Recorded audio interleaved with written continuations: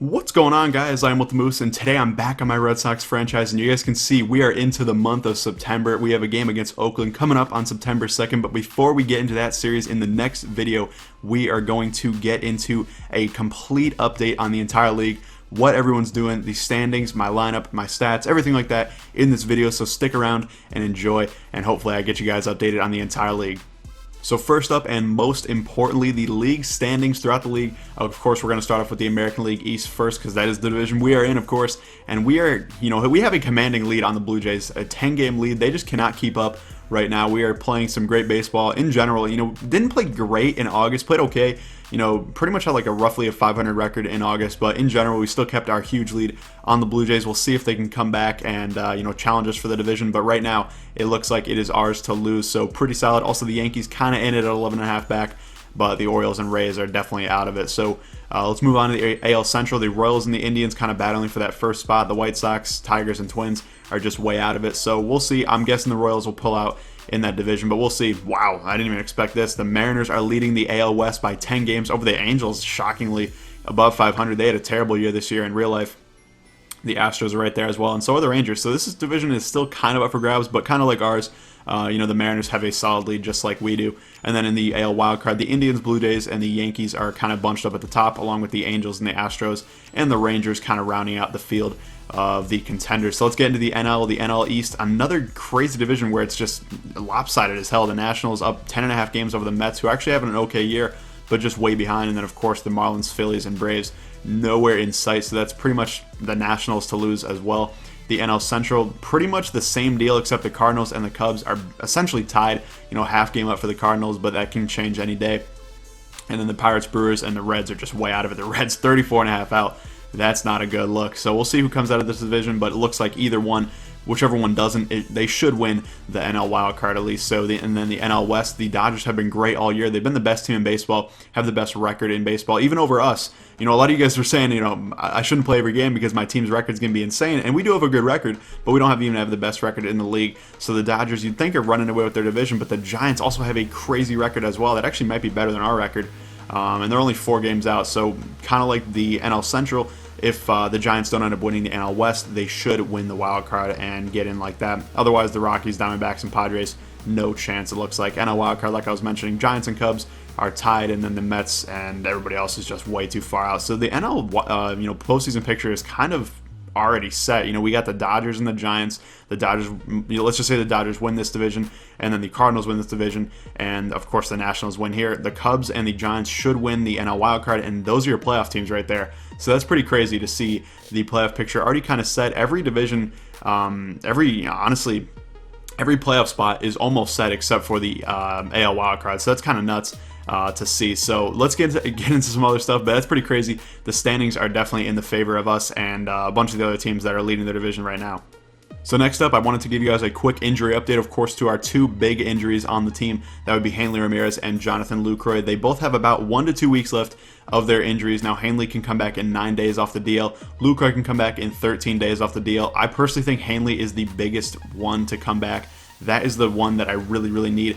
Now, of course, Lucroy will be nice to have back as well, but Hanley was having such a tremendous year for us. 17 home runs really cannot be overstated how much that helps. So in a week or 2, we'll have those guys back. Now, if we still have a big lead on the division when they come back, I'm not going to rush them back. I won't put Hanley in right when his DL time is up if he's still supposed to be hurt for a few more days. I'll let him heal up and bring him back when he's healthy. So it's kind of nice we have that luxury of holding him back if we need to.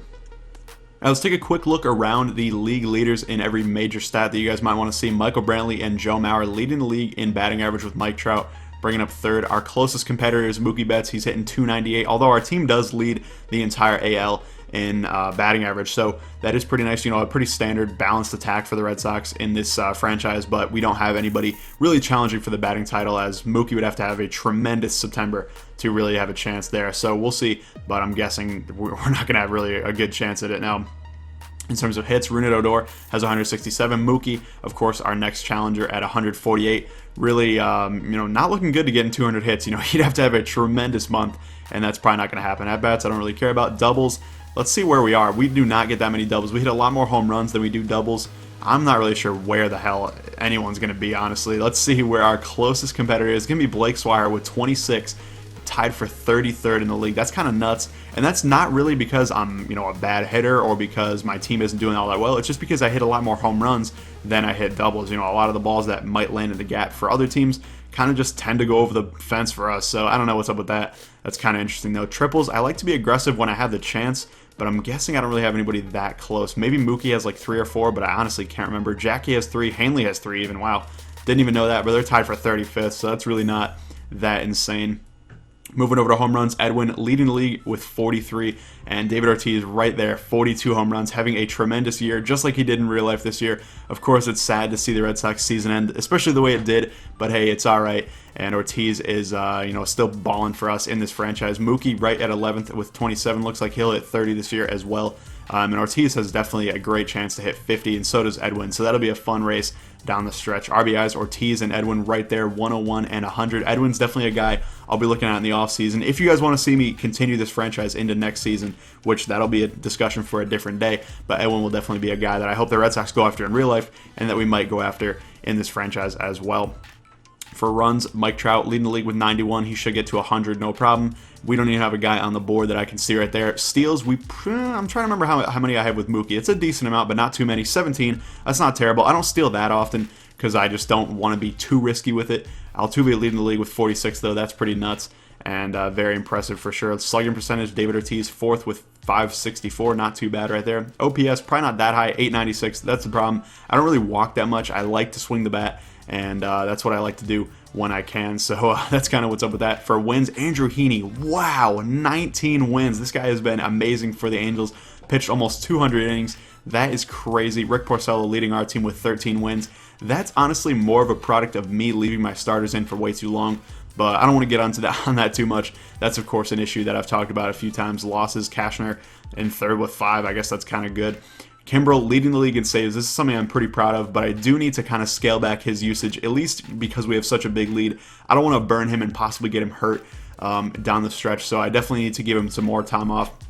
I know you guys have mentioned that a few times in my video, so definitely keep me honest. If I'm pitching him too much, let me know. But Kimbrel leading the league in saves with Wade Davis in 2nd, but we're looking pretty good there. ERA, I don't think we have anybody that close. Actually, Andrew Cashner 9th and David Price in 12th. Not too bad.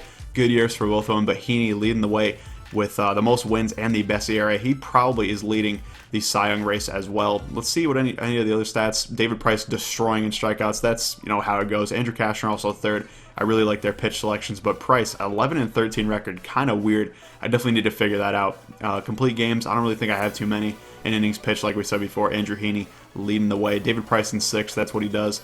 He always challenges for that.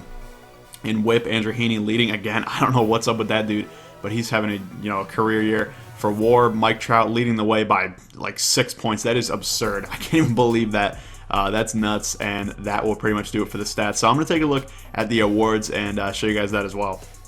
So of course things can change throughout the last month of the season, but as it stands right now, Edwin Encarnacion would win the AL MVP award. He is leading the league, of course, in home runs and right there in RBIs. Also has a great batting average. David Ortiz would be the second runner-up, or the first runner-up, I really should say. And then Mike Trout would be there as well. A great crop of guys. And really, it could go to any of these guys. Like I said, it could change a lot down the stretch. We'll take a look at the NL real quick. Bryce Harper having an amazing year. 338 average, 33 homers, 100 ribbies. Very good year for him. Jake Arrieta even in 2nd place. That's kind of nuts. I'm guessing he's leading the way in Cy Young as well for them. For Cy Young, no surprise here, Andrew Heaney leading the way for him. That is not a surprise at all to me, given the stats that we just looked at a little bit ago. That is crazy. And Arrieta, like I mentioned, probably leading the way along with Kershaw right there, and Samardzija even with a 3.47 ERA. Not too great, but the 16-3 record, I guess, is what's pulling him up there. For the batting title, we already showed you guys that. Reliever of the Year award, Craig Kimbrel leading the way right now. But like I said, I'm not too concerned about that. I'm more concerned about getting the clutch performances down the stretch, especially in the playoffs. For Rookie of the Year, don't really know who any of these guys are. They're mostly fake players because, I didn't wait for this franchise to load in the Operation Sports rosters. So that's pretty much what's up with that. For the Hank Aaron Award, Mike Trout, Edwin leading the way. Gold Glove, don't really care too much. Just going to take a quick look and see if we have anybody. Dustin Pedroia in 3rd for 2nd base. I'm guessing, Xander at short, probably Jackie in center. Actually, Jackie's not up there, so that's interesting. And right field, Mookie is not as well. For Silver Slugger, DH, of course, Ortiz is right there with Edwin. Anybody else for our squad, probably Mookie in right has a chance. and that might be it. Yeah, oh, they consider him a center fielder. That's why. That's super weird. I don't really understand that, and they also consider him a right fielder. All right, so that's kind of stupid, but whatever. We'll see if we can get Mookie a Silver Slugger. That'd be pretty sweet. Alright guys, to end it out, we'll update you guys on the batting order and kind of give you guys an idea of what we're going to be doing for the last month of the season. So we got Pedroia, Xander, Mookie, David Ortiz, Blake Swihart, Jackie Bradley Jr., Travis Shaw, Yoan Moncada, and Andrew Benintendi, who has been playing a little bit better lately. Started off pretty slowly when I brought him up, but he's been playing a lot better. So let's take a look real quick through their stats. Pedroia only hitting 253. Not that impressed by that, but he is killing lefties, so I love that, of course. Xander been picking it up lately, but still has not had a great year for us. Mookie been fantastic, of course, just like real life. We already showed you guys Ortiz's stats. He's been amazing all year. Blake Swihart been one of my best hitters, especially against right-handed pitching. Now, when he has to switch around to the right side and has to hit lefties, it's definitely a little tougher. So be aware that usually I keep him out when we're facing a left-handed pitcher. Jackie Bradley Jr. been solid all year. Definitely been a good hitter for us. Along with the 15 home runs, has a chance to hit 20. That would be very nice. Travis Shaw been pretty good, but his average is super low. He's just, okay. That's basically the MO for Travis Shaw. He's a decent hitter. He's not great for us, but he's not bad, and that's going to help us in the end.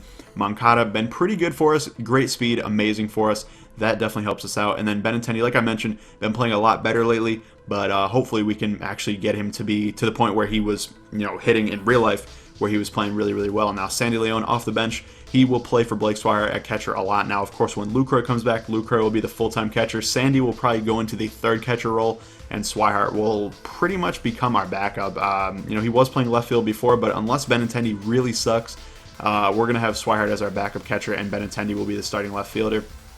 Then we have Josh Rutledge and Brock Holt, both kind of just there to play utility roles, play the positions that we need when we need day offs and stuff like that. And then Chris Young is our final hitter on the bench. Of course, we'll be bringing guys up for these September call-ups, but I'll be doing that throughout the month and basically just bringing up guys for, spot starts, things like that. Basically getting guys rest, especially because we have such a big lead on the division, and it's nice to have that luxury. So thank you guys for watching. I hope you enjoyed. If you did, please leave a like down below and let me know if you're excited for the final month of the season. It should be a fun one. But thank you guys for watching, and I'll see you later.